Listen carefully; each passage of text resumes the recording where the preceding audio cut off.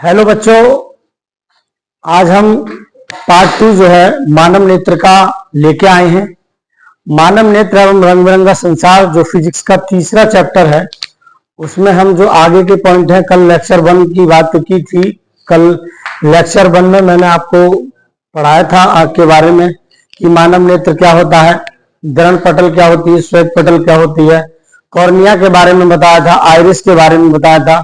तो जिन बच्चों ने पहला पार्ट नहीं देखा है, लेक्चर नंबर 1 नहीं देखा है, तो मेरे चैनल एबी रियल क्लासेस पे लेक्चर नंबर 1 है। शुरू से मानव नेत्र के बारे में पूरी जानकारी अच्छी तरीका से डिटेल से दे रखी है, पॉइंट टू पॉइंट। तो सभी बच्चे जाकर लेक्चर 1 देख लें। आज हम जो शुरुआत करने जा रहे हैं वो लेक्चर नंबर 2 की करने जा रहे हैं। लेक्चर नंबर 2 में जो आगे के पॉइंट है, क्योंकि हमारा जो क्वेश्चन है 10th क्लास में चैप्टर जो 10th क्लास में जो क्वेश्चन जो बनता है वो हमारा क्वेश्चन होता है कि मानव नेत्र किसे कहते हैं तथा इसके विभिन्न भागों का वर्णन कीजिए। तो विभिन्न भाग होते हैं मानव नेत्र के अंदर, बहुत सारे भाग होते हैं जिनका अलग अलग मानव नेत्र में कार्य होता है।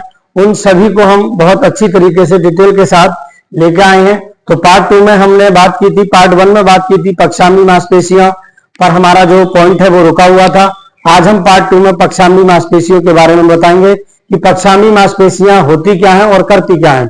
तो मेरे प्यारे बच्चों, ये जो पार्ट्स होता है, आप डायग्राम पर ध्यान दें, ये जो पार्ट्स होता है ये वाला, इसे हम पक्षामी मांसपेशियां कहते हैं। ये पक्षामी मांसपेशियां क्या काम करती हैं? लेंस को सिकोड़ने तथा इसको सिकोड़ने और तथा फैलाने का काम करती है। अगर हम वस्तु को दूर देख रहे हैं, अगर वस्तु को दूर देखना होता है तो हम बहुत गौर से देखते हैं, हम आंखों को फाड़ कर देखते हैं इस तरीके से। तो पक्षामी मांसपेशियां क्या काम करती हैं? इस लेंस को खींचती हैं और इस लेंस को क्या कर देती हैं?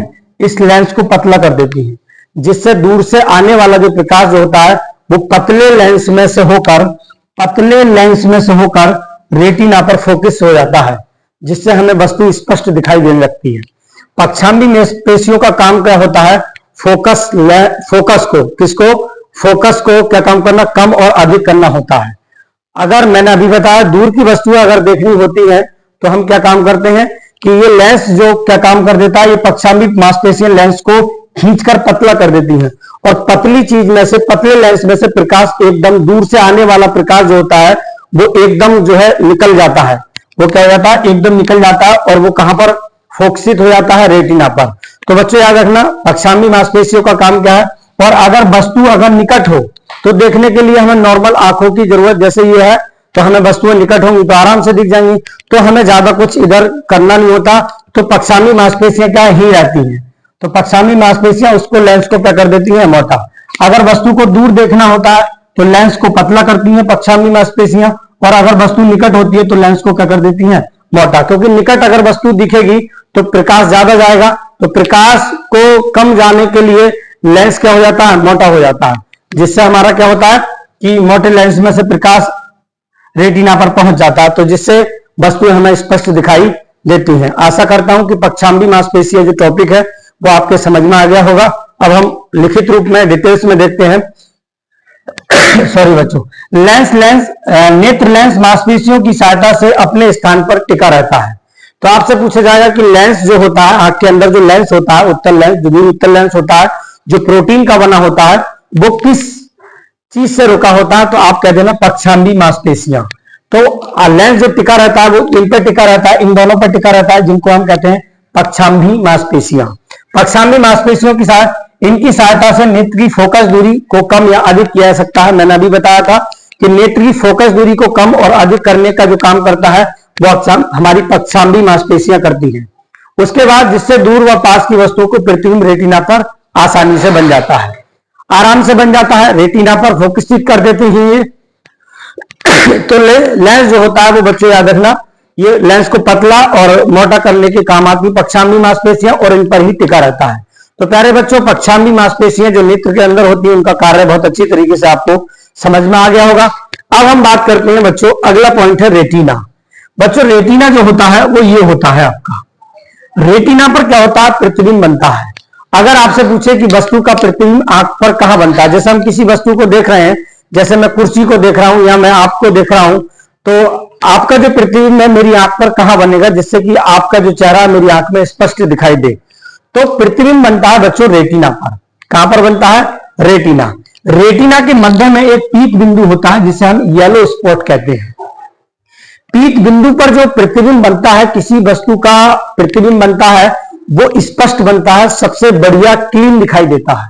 किस पर? पीक बिंदु पर सबसे बेस्ट दिखाई देगा, बढ़िया दिखाई देगा और क्लीन दिखाई देगा। लेकिन ये पीक बिंदु होता कहां पर है? रेटिना पर।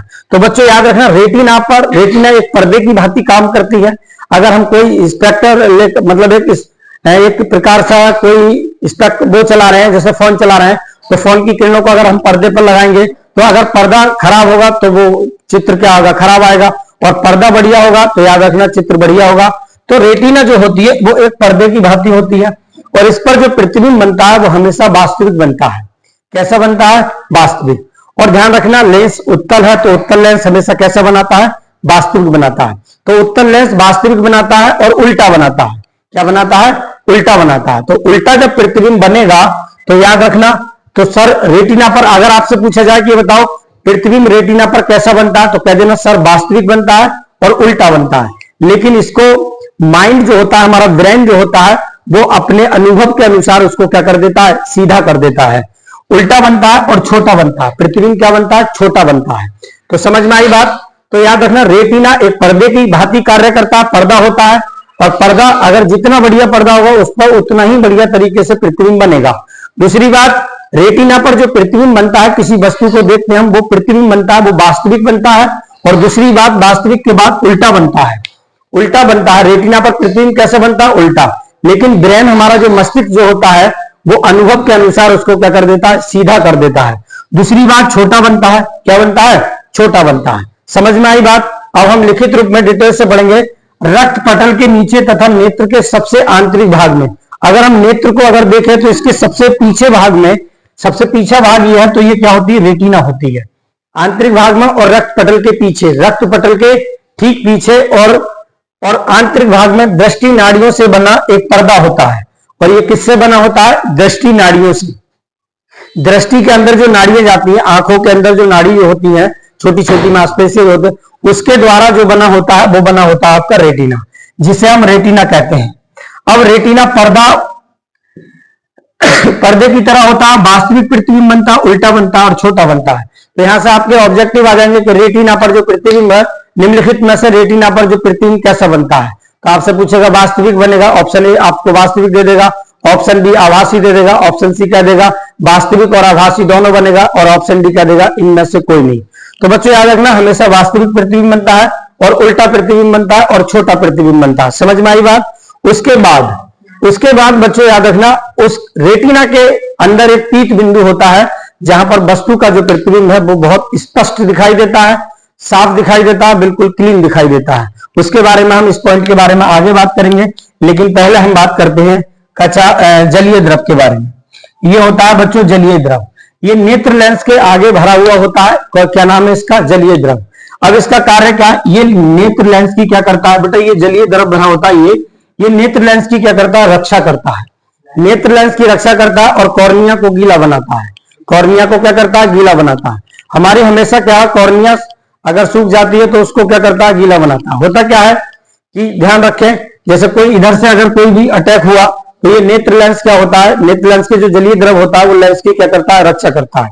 कचाव द्रव जो होता है, कचाव द्रव, ये सब कचाव द्रव भरा होता है। ये कचाव द्रव क्या करता है? रेटिना की रक्षा करता है और इसकी गोलाई को क्या काम करता है? गोल बनाता है। नेत्र को क्या बनाता है? गोल बनाता है। जैसे क्या होता है, किसी की आंख में से अगर कचाव द्रव निकल जाए, किसी की आंख से कचाव द्रव निकल जाए तो आंख बिल्कुल क्या हो जाती है? बिल्कुल बंद हो जाती है, क्योंकि उसके अंदर से क्या निकल गया? कचाव द्रव, जो पानी जो था वो बिल्कुल पानी निकल गया, बाहर निकल गया पानी, तो आंख बिल्कुल क्या हो जाती है? खराब हो जाती है। इस तरीके की आंख हो जाती है। तो कचाव द्रव क्योंकि क्या हो जाता है, जिसकी जो गोलाई हो जाती है वो सिकुड़ जाती है। क्या हो जाती है? कचाव द्रव ऐसे करके रखता है, इसको गोलाई बना के रखता है और पीछे जो रेटिना होती है उस रेटिना की क्या करता है? रक्षा करता है। तो जैसे ही कचाव द्रव सब निकल जाएगा तो ये क्या हो जाएगी? सिकुड़ जाएगी। क्या हो जाएगी? सिकुड़ जाएगी। तो आपने देखा वो कोई व्यक्ति जो अंधा होता है तो उसकी एक आंख बहुत छोटी होती है और एक खुली होती है, तो वो क्या होता है? उसके अंदर से क्या निकल जाता है? कचाव द्रव निकल जाता है। क्या निकल जाता है? कचाव द्रव। तो कचाव द्रव क्या करता है? रेटिना की रक्षा करता है।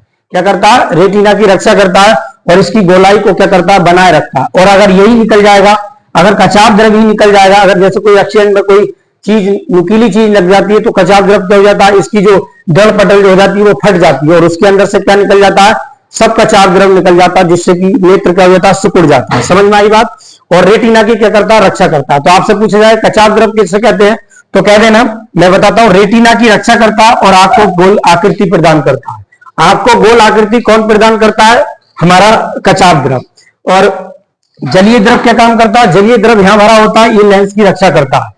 अगर जलीय द्रव निकल जाता है आंख में से तो याद रखना रेटिना जो लेंस जो होता है वो पूरी तरीके से क्या हो जाता है, खराब हो जाता है और दिखना हमें बंद हो जाता है। समझ में आई बात। उसके बाद हमारा जो क्लियर हो गया, कचाव द्रव के बारे में बताया और जलीय द्रव के बारे में, दोनों पॉइंट क्लियर हो गए। अब हम बात करते हैं पीत बिंदु। पीत बिंदु होता क्या है, पीत बिंदु अभी मैंने बताया था, रेटिना के मध्य में एक भाग होता है जिसे हम पीत बिंदु कहते हैं। पीत बिंदु पर जो प्रतिबिंब बनता है, रेटिना पर प्रतिबिंब बनता है, लेकिन रेटिना के अंदर भी कौन होता है, पीत बिंदु होता है। और पीत बिंदु के अंदर भी एक बिंदु होता है जिसे हम कहते हैं केंद्रिका का एक गर्त। पीत बिंदु पर बना जो प्रतिबिंब होगा वो बिल्कुल क्या होगा, स्पष्ट होगा, बिल्कुल क्लीन होगा और बेस्ट दिखाई देगा, बढ़िया दिखाई देगा। अगर कोई भी प्रतिबिंब या कोई भी वस्तु बहुत साफ दिखाई दे रही है तो उसका प्रतिबिंब रेटिना पर बना है और रेटिना के कौन से बिंदु पर, पीत बिंदु। लेकिन अगर हमें और बढ़िया तरीके से देखना है तो उसका प्रतिबिंब हमें केंद्रिका का एक गर्त होती है उस पर बनना चाहिए। अब इस पे बनने का क्या मतलब होता है, जब कोई तीरंदाज जब निशाना लगाता है तीर से तो वो इतना फोकस कर लेता है अपने आप को कि उस वस्तु पर जिस पर निशाना लगाता है तो उसका प्रतिबिंब कहां बनता है, रेटिना पर। फिर और फोकस करता है तो फिर कहां बन जाता है, पीत बिंदु पर। और फिर और ज्यादा फोकस करता है तो कहां बनाता है, केंद्रिका का गर्त, जिसे हम कहते हैं पैनी नजर। जिसे क्या कहते हैं कि पैनी नजर। तो जितने तीरंदाज होते हैं वो तीर का जब निशान किसी वस्तु पर लगाते हैं तो वो इतनी देर तक निशान लगाते हैं कि जब तक कि उस वस्तु का प्रतिबिंब कहां ना बने, केंद्रिका के एक गर्त पे ना बने। पीत बिंदु के अंदर भी एक केंद्रिका का गर्त होता है, उस पे बन जाए और जब प्रतिबिंब उस पर बन जाता है, जब वो छोड़ता है तो निशाना बिल्कुल सटीक लगता है। जिस तरीके से महाभारत में क्या हुआ था, महाभारत में आंख जो मछली की आंख जो दिखाई दे रही थी तो उस पर प्रतिबिंब क्या दिखाई दे रही थी, केवल मछली की आंख दिखाई दे रही थी। तो पैनी नजर से क्या लगाया था, तीर का निशान लगाया था। क्या लगाया था, तीर का निशान लगाया था। महाभारत में एक एग्जाम्पल है कि किसने कि पूरी तरीके से क्या काम करा था, आंख के बिल्कुल आंख पर ही, मछली की आंख पर ही निशान लगाया था। तो वो कहां प्रतिबिंब बना, उनकी मछली नहीं दिखाई दे रही थी, आंख भी दिखाई, मछली का और भाग भी नहीं दिखाई दे रहा, केवल आंख दिखाई दे रही थी। तो आंख का जो प्रतिबिंब जो बनना था वो केंद्रिका के गर्त पे बनना था और जब निशान ना लगाया तो कहां लगा, आंख पर। तो प्यारे बच्चों ध्यान रखना, प्रतिबिंब कहां बनता है, रेटिना पर। और रेटिना में किस जगह, पीत बिंदु पर। और पीत बिंदु पर क्लीन दिखता है और अगर और ज्यादा क्लीन देखना है तो प्रतिबिंब केंद्रिका का एक गर्त होता है, उस पर बनना चाहिए, जिससे कि बिल्कुल सटीक दिखेगा। और जब तीर कमान अगर अपने तीर से जिस वस्तु पर निशान लगाएगा उस वस्तु का प्रतिबिंब अगर केंद्रिका का एक गर्त पे अगर बन जाए तो याद रखना वहां पर क्या निशाना बिल्कुल ठीक लगेगा। समझ में आई बात। तो बच्चों ध्यान रखना, ये हमारा केंद्रिका का गर्त भी फाइनल हुआ और पीत बिंदु हुआ। अब हम बात करते हैं अंध बिंदु की। अब अंध बिंदु क्या होता है बच्चों, अंध बिंदु आंख का सबसे आखिरी भाग होता है जिसका नाम होता है अंध बिंदु। अंध बिंदु से ही दृष्टि नाड़ियां मस्तिष्क को जाती हैं और अंध बिंदु जो होता है वहां पर प्रकाश की जो सुग्राह्यता होती है वो शून्य होती है। लेकिन पीत बिंदु पर जो प्रकाश की सुग्राह्यता जो होती है वो सबसे अधिक होती है। सबसे अधिक क्या होती है, पीत बिंदु पर जो प्रकाश की सुग्राह्यता होती है वो सबसे अधिक होती है। तो यहाँ पर ऑब्जेक्टिव बहुविकल्पीय पूछ सकता है कि नेत्र में किस बिंदु पर प्रकाश की सुग्राह्यता सबसे अधिक होती है, तो याद रखना पीत बिंदु। और सबसे कम कहां होती है, तो वो है अंध बिंदु। कौन सा बिंदु, अंध बिंदु। अंध बिंदु पर प्रकाश का कोई भी प्रभाव नहीं पड़ता और पीत बिंदु पर प्रकाश की जो सुग्राह्यता होती है वो सबसे अधिक होती है। समझ में आई बात। तो ध्यान रखना, यहां से ऑब्जेक्टिव भी बन सकते हैं। अंध बिंदु से ही ये वाला जो पॉइंट है, ये जो मैं बता रहा हूं, ये ब्लैक जो पॉइंट है इसे हम अंध बिंदु कहते हैं। तो ये दृष्टि नाड़ियां हैं जो कि कहां जाती हैं, मस्तिष्क को जाती हैं। कहां जाती हैं, इन्हें हम केंद्रिका, इन्हें हम क्या कहते हैं, इन्हें प्रकाशिक तंतु भी कहते हैं। याद रखना, जैसे प्रकाशिक तंतु कैसे होते हैं, ये एक बाल के रेशे के समान होते हैं। इसके समान होते हैं, रेशे के समान होते हैं।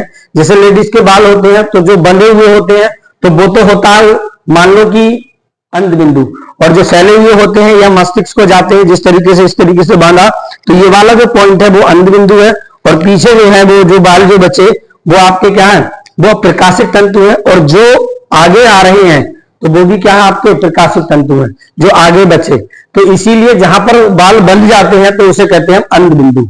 तो ध्यान रखना, अंध बिंदु जिस बिंदु से दृष्टि नाड़ियां मस्तिष्क को जाती हैं, ये बात लिख रही है, जिस बिंदु से दृष्टि नाड़ियां मस्तिष्क को जाती हैं उस बिंदु को क्या कहते हैं, अंध बिंदु कहते हैं। यहां पर प्रकाश का कोई भी प्रभाव नहीं पड़ता, प्रकाश की सुग्राह्यता शून्य होती है। क्या होती है, शून्य। कहने का मतलब यहां तक प्रकाश नहीं जाता। उसके बाद बच्चों याद रखना, और प्रकाशिक तंतु, अब अगला पॉइंट है, ये प्रकाशिक तंतु है। क्या नाम है इसका, प्रकाशिक तंतु।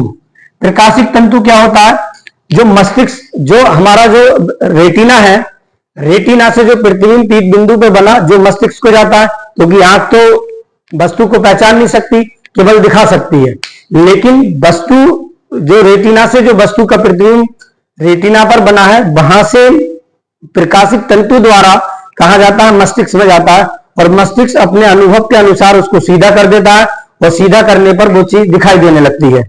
अब पहचान होती है कि कैसे कौन सी वस्तु है, कैसे कलर की है, वो सब क्या दिखाई देती है, वो प्रकाशिक तंतु होता है। प्रकाशिक तंतु में दो चीजें होती हैं, प्रकाशिक रेटिना पर, पहली बात रेटिना पर बने प्रतिबिंब को मस्तिष्क में ले जाने का काम कौन करता है, प्रकाशिक तंतु करता है। जो रेटिना पर जो प्रतिबिंब बनेगा उस प्रतिबिंब को मस्तिष्क तक ले जाने का काम कौन करता है, प्रकाशिक तंतु। प्रकाशिक तंतु दो प्रकार के होते हैं, एक शंक्वाकार होते हैं और एक बेलनाकार होते हैं। शंक्वाकार बेलना, एक शंक्वाकार होते हैं, शंक्वाकार का मतलब होता है इस तरीके से होते हैं बिल्कुल गोल, तो ये शंक्वाकार ये होते हैं, और कुछ होते हैं रेशेदार, इस तरीके से ये क्या होते हैं, प्रकाशिक तंतु होते हैं। शंक्वाकार कोशिकाएं क्या काम करती है, इसके अंदर वस्तु का रंग लाल दिखाती है, वस्तु का रंग दिखाती है, किसका, वस्तु का रंग। जैसे क्या कोई शर्ट पहना तो शर्ट में बहुत सारे कलर होते हैं, कोई टी शर्ट पहना है तो उसमें जो रंग दिखाता है वो कौन दिखाता है, शंक्वाकार, शंकु आकार की जो प्रकाशिक तंतु होते हैं वो दिखाते हैं। वस्तु का रंग दिखाने का काम कौन है, शंक्वाकार जो कोशिकाएं होती हैं वो दिखाती है। और अगर जिस व्यक्ति की शंक्वाकार जो कोशिका क्षीण हो जाती है, कमजोर हो जाती है, तो ध्यान रखना उन्हें दिखाई नहीं देता, और दिखाई नहीं देता मतलब वरदानता रोग। कौन सा रोग, वरदानता रोग। और इसमें लाल और हरे का रंग विभेद नहीं कर पाता, लाल को हरा कहेगा और हरे को लाल कहता है। कब, जब शंक्वाकार कोशिकाएं जो होती हैं वो क्या हो जाएं, वो क्षीण हो जाएं, कमजोर हो जाएं। और उसके बाद बेलनाकार, अब दूसरी बात आई बेलनाकार, जो रेशे के टाइप होती है, बालों जैसी होती है, पतली पतली होती है, वो बेलनाकार होती है। ये कोशिकाएं क्या काम करती हैं, ये अंधेरे में दिखाने का काम करती है। तो जिस व्यक्ति की बेलनाकार जो तंतु होते हैं अगर मजबूत होते हैं तो वो अंधेरे में देखने का काम, मतलब अंधेरे में देख सकता है, धुंधला दिखाई देगा मगर वो देख सकता है, कब, अंधेरे में देखने का काम।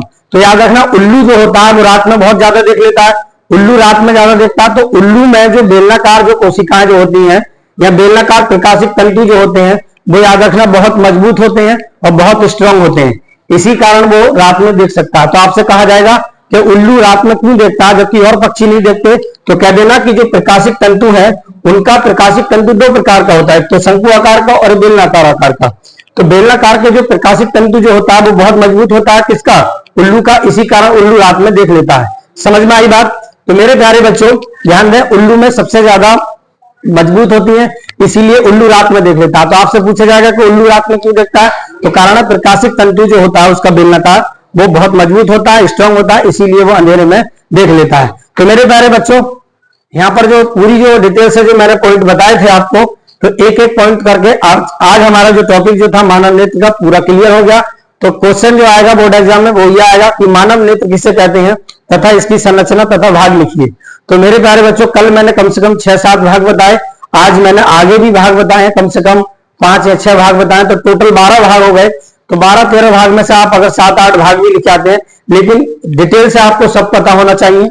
तो ये आप पूरी तरीके से क्या काम करेंगे, इसका स्क्रीनशॉट ले लें और अपनी जो नोटबुक में है जो वो ऐड कर लें, आप अच्छी तरीके से मेंशन कर लें एक एक चीज को। अगर कोई भी अगर प्रॉब्लम आई हो या कोई बात समझ में ना आई हो तो कमेंट बॉक्स में आप लिख दें, मैं उसको सुधारने का प्रयत्न करूंगा अच्छी तरीके से उसको, और मैं बढ़िया तरीके से उसको क्लियर करूंगा। ठीक है बच्चों, तो धन्यवाद आपका, और आप सपोर्ट करने के लिए बहुत धन्यवाद। आप ऐसे ही मुझे सपोर्ट करते रहें, और अगर वीडियो अच्छी लगे तो दोस्तों में अपने शेयर करें 10th में। ठीक है, जो 10th क्लास में है या अन्य भी है तो सपोर्ट करें। धन्यवाद, थैंक यू।